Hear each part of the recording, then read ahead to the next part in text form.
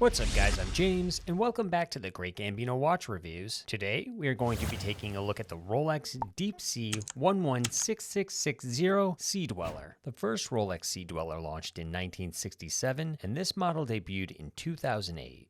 Real quick, I would like to give a special thank you to Feldmar Watch Company here in Los Angeles for letting me come in and check out this piece. No matter what type of timepiece you are looking for, Feldmar will be able to suit your needs. If you are interested in this piece or any of the other Feldmar watches I have reviewed, I will have a link down below in the description.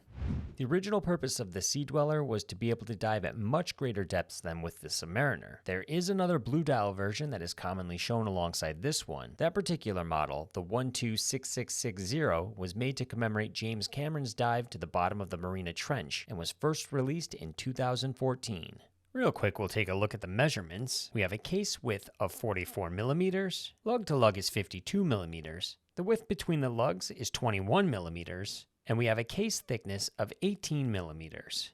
The screw-down crown is branded with the Rolex logo, and if you look beneath it, you will notice 3 dots. This identifies that it has a trip-lock waterproof system, and when screwed down, offers 12,800 feet or 3,900 meters of water resistance. The 3 dots being equal in size signifies that this material is stainless steel. If there were different sized dots, then it would mean that the piece is made of other various precious metals. The bezel is made of a scratch-proof ceramic with platinum-filled numerals to prevent fading. It's unidirectional with 120 clicks, and I will say that it is extremely smooth and snappy with a perfect amount of resistance. It lines up perfectly as well with zero backplay. This is possibly the nicest bezel I have ever experienced. Let's hear what it sounds like.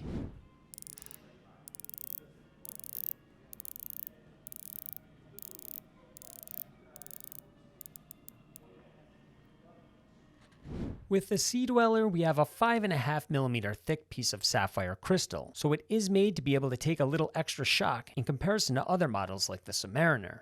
The case shape is similar to what we have become used to with modern Rolex, with this one having brushed tops and high polished sides. It does not appear to have a chamfered edge and cuts immediately from brushed to polished. And turning to the side, we see the helium release that will work automatically when at extreme depths. The case back is quite interesting because it's the only part of the watch that is made of titanium. This is done because on a watch that is already so thick, a titanium case can be thinner while maintaining the strength needed to handle the pressure of a deep dive. Another thing that makes this Sea-Dweller different from other Rolexes is that there's information about the piece surrounding the edge of the case back. In most other models, this section is completely sterile.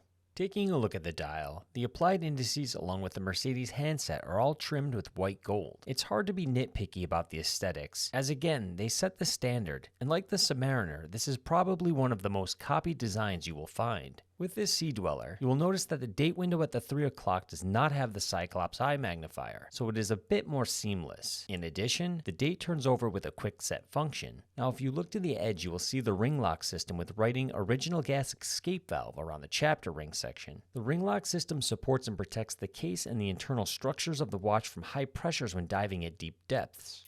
Powering this piece is the in-house Rolex Certified Chronometer 3135 movement. It has automatic and self-winding features, is hackable, includes 31 joules, beats at 28,800 vibrations per hour, and has a power reserve of 48 hours. The movement is also used in the Submariner, Sea-Dweller, Yachtmaster, and Datejust. According to Caliber Corner, the average rate of accuracy falls between -4 and +6 seconds per day.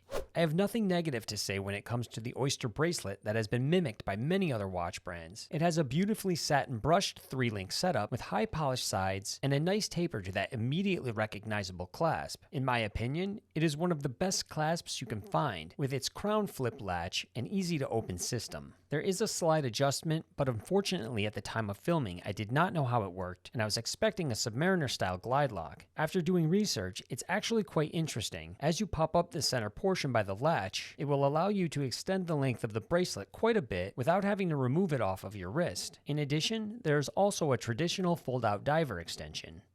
The normal spot I filmed Lume at was unavailable today, so I did the best I could. Here you can see Rolex's proprietary chromolite with its clean and evenly distributed icy blue look. You will be very much impressed when you see this in person. It looks this good, and I wasn't even in a fully dark room.